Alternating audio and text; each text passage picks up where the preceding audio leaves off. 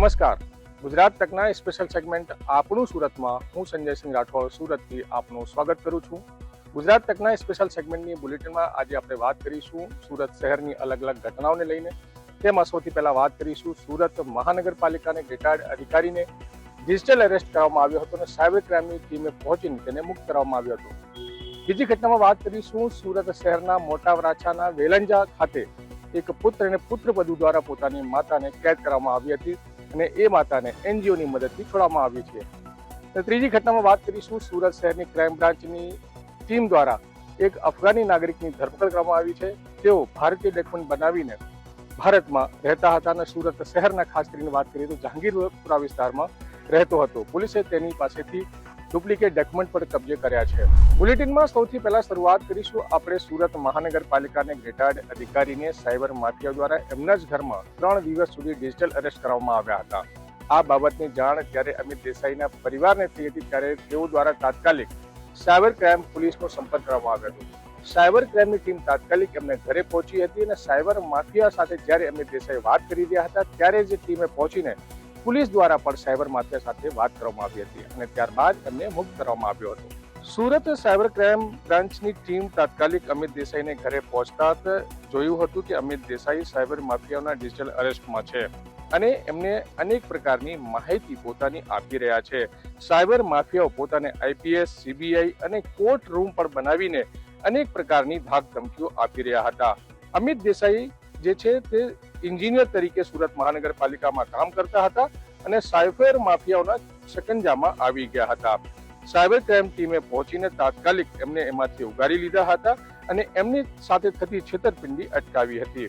આ સમગ્ર મામલે સાયબર ક્રાઇમના ડીસીપી શું કહી રહ્યા છે તે પણ આપ સાંભળો. અમારી ટીમ તરત જ એમની રેસિડેન્સમાં પહોંચી ગઈ અને જ્યારે પહોંચી ત્યારે કોલ લાઈવ જ હતો અને એમાં જે સામેવાળો ક્રિમિનલ છે એ પોતાને મુંબઈ ક્રાઇમ બ્રાન્ચથી એક આઈપીએસ ઓફિસર તરીકે ઓળખ આપીને એમની સાથે છેતરપિંડી કરતો હતો. એમની પાસેથી આખી મિલકતની ડિટેલ્સ પણ લઈ લીધી હતી અને જે ડિજિટલ એરેસ્ટ છે એ છેલ્લા 3 દિવસથી ચાલતો હતો અને જે મિલકતની માહિતી 46 લાખની એમની પાસેથી મેળવી હતી. એમને એમ કહેવામાં આવ્યું કે તમે તમામને લિક્વિડેટ કરીને અમે લોકો જે ખાતા આપી રહ્યા છીએ એમાં તમે તમામ અમાઉન્ટ ટ્રાન્સફર કરી દો.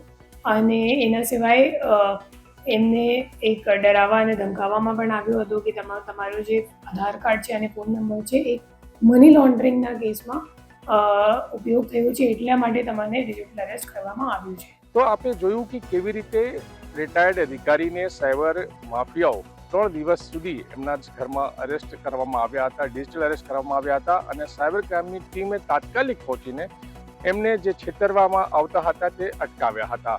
તો આ સમગ્ર મામલે સાયબર ક્રાઇમની ટીમે હવે તપાસ હાથ ધરી છે અને આરોપીઓની પણ શોધખોળ શરૂ કરી છે. બુલેટિનમાં આગળ વાત કરીશું સુરત શહેરના મોટા વરાછા વેલંજા વિસ્તારની ત્યાં એક 65 વર્ષની બાને એમના જ પુત્ર અને પુત્રવધુએ પોતાના જ ઘરમાં કેદ કરીને રાખ્યા હતા. આસપાસના લોકોએ જ્યારે આ મામલેની એનજીઓને વાત કરી હતી ત્યારે એનજીઓની મહિલાઓ ઘટના સ્થળે પહોંચી હતી અને જાડીને અંદર કેદ રાખવામાં આવેલા બાને ત્યાંથી પોલીસની હાજરીમાં મુક્ત કરાવીને વૃદ્ધાશ્રમ પહોંચાડ્યા હતા. સોશિયલ મીડિયા પર વાયરલ થયેલા આ વિડીયો મોટા વરાછાના વેલંજા ખાતે આવેલી શ્રીધામ સોસાયટીના છે. વિડીયોમાં આપ જોઈ શકો છો કે 65 વર્ષના બા લોખંડની જાળીની અંદર કેદ છે. એનજીઓની મહિલાઓ જ્યારે અહીંયા પહોંચે છે એમની સાથે વાતચીત કરે છે ત્યારે આ બા પોતાનું નામ હેમલતા વાઘાણી જણાવી રહ્યા છે અને જ્યારે એમના દીકરાનું નામ પૂછવામાં આવે છે તો હેમલતાબેન પોતાના દીકરાનું નામ યોગેશ જણાવી રહ્યા છે અને તેઓ ઓફિસ ગયો છે એ પણ કહી રહ્યા છે. એનજીઓને માહિતી મળી હતી કે આ બાને ખોટી રીતે એમના દીકરા અને વહુ દ્વારા આ રીતે કેદ કરીને રાખવામાં આવ્યા છે. આ માહિતી મળતા જ એનજીઓની મહિલાઓ આ જગ્યા પર પહોંચી હતી અને સમગ્ર ઘટનાનો વિડીયો પણ બનાવ્યો હતો. બા કેવી રીતે હાલતમાં છે અને કેટલી ગંદકીની વચ્ચે પડ્યા છે એ પણ આપ જોઈ શકો છો. આ સમગ્ર મામલે એનજીઓની મહિલાઓ દ્વારા પોલીસને જાણ કરવામાં આવી હતી અને પોલીસ જ્યારે ઘટના સ્થળે પહોંચી હતી ત્યારે આ બાને અહીંથી કાઢીને લોક સેવા સદભાવના વૃદ્ધાશ્રમમાં લઈ જવામાં આવી હતી. તો આપણે જોયું કે સુરત શહેરના વેલંજા વિસ્તારમાં એક કલયુગી પુત્ર દ્વારા કેવી રીતે પોતાની માતાને કેદ કરીને રાખવામાં આવ્યા હતા.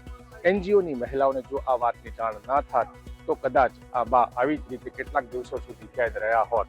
પણ હવે સુખની વાત એ છે કે સુરતથી વૃદ્ધા આશ્રમમાં બાને મોકલવામાં આવ્યા છે અને દુઃખનું કદાચ અંત થયું હશે, પણ એ દુઃખનું અંત ક્યારે ન થાય કે જે પુત્રે અને પુત્રવધુ એમને દુઃખ આપ્યો છે. તો ન્યૂઝના બુલેટિનમાં હવે વાત કરીશું સુરત ક્રાઇમ બ્રાન્ચની. સુરત ક્રાઇમ બ્રાન્ચે એક અફઘાની નાગરિકની ધરપકડ કરી છે, જેઓ જહાંગીરપુરા વિસ્તારમાં રહેતો હતો અને ટુરિસ્ટ વિઝા પર ભારત આવ્યો હતો. ત્યારબાદ એમને ભારતના જ ડોક્યુમેન્ટ્સ બનાવી લીધા હતા. મહારાષ્ટ્ર ખાતે પોતાના મિત્રને મદદથી 5,000 રૂપિયા આપીને ભારતીય ડોક્યુમેન્ટ બનાવ્યા હતા. ક્રાઇમ બ્રાન્ચની ટીમે એની ધરપકડ કરી છે. સુરત ક્રાઇમ બ્રાન્ચ દ્વારા ધરપકડ કરવામાં આવેલ આ વ્યક્તિનું નામ મોહમ્મદ આમિર જાવેદ ખાન છે. 42 વર્ષનો મોહમ્મદ આમિર જાવેદ ખાન મૂળ રૂપથી અફઘાનિસ્તાનના કાબુલ શહેરનો રહેવાસી છે અને છેલ્લા કેટલાક સમયથી સુરત શહેરના જહાંગીરપુરા વિસ્તારમાં આવેલ માલાવર પ્લસ બિલ્ડિંગમાં રહેતો હતો. સુરત ક્રાઇમ બ્રાન્ચને આ વ્યક્તિના બાબતે જાણ થઈ હતી કે તેઓ દ્વારા ભારતીય ડોક્યુમેન્ટ ખોટી રીતે બનાવવામાં આવ્યા છે. એ જાણકારી મળતા જ ક્રાઇમ બ્રાન્ચની ટીમે એમના ઘરે છાપો માર્યો હતો અને એની ધરપકડ કરવામાં આવી હતી.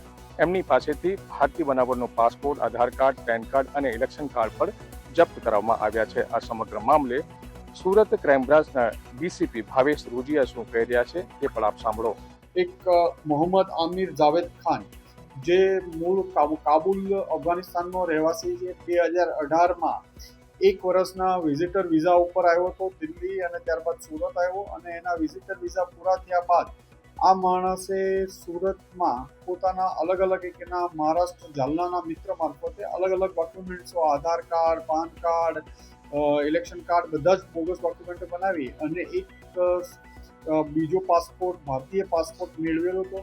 આ ભારતીય પાસપોર્ટ મેળવ્યા બાદ પણ આ ભારતીય પાસપોર્ટ ઉપર યુએઈ, અફઘાનિસ્તાન એ ટ્રાવેલિંગ પણ કરી ચૂક્યો છે અને ગઈકાલે ક્રાઇમ બ્રાન્ચની ટીમે ઇન્ફોર્મેશનના આધારે એની ધરપકડ કરી છે. એની પાસેથી બોગસ પાસપોર્ટ અને બોગસ ડોક્યુમેન્ટો કબજે કરવામાં આવ્યા છે અને એને અહીંયા રહેવા પાછળનો ઈરાદો, ઇન્ટેન્શન, કેટલા ટાઈમથી અહીંયા રહેતો હતો, શું કામ કરતો હતો, કોના કોના સંપર્કમાં હતો વગેરે બાબતો ઉપર એની પૂછતાછ ચાલુ છે. પાસપોર્ટના આધારે એ બે વાર યુએઈ ગયો, એકવાર યુએઈથી અફઘાનિસ્તાન ગયો અને અફઘાનિસ્તાનથી પરત પાછો ઇન્ડિયા આવેલો છે. તો સુરત ક્રાઇમ બ્રાન્ચની એક આ મોટી સફળતા ગણવામાં આવી રહી છે, કારણ કે અફઘાની નાગરિક જેઓ ભારતીય ડોક્યુમેન્ટ ખોટી રીતે બનાવીને સુરતમાં રહેતો હતો એની ધરપકડ કરવામાં આવી છે અને હવે પોલીસ આની સાથે સાથે એમના મિત્રની પણ તપાસ શરૂ કરી રહી છે કે જેઓ મહારાષ્ટ્રના જાલના જિલ્લાનો રહેવાસી છે ને તેઓ દ્વારા આ ડોક્યુમેન્ટ બનાવવામાં મદદ કરવામાં આવી હતી. તો ગુજરાત તકના સ્પેશિયલ સેગમેન્ટ આપણું સુરતમાં આ હતી આજની ખબરો.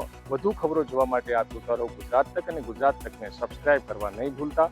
સુરતથી હું સંજયસિંહ રાઠોડ, ગુજરાત તક માટે.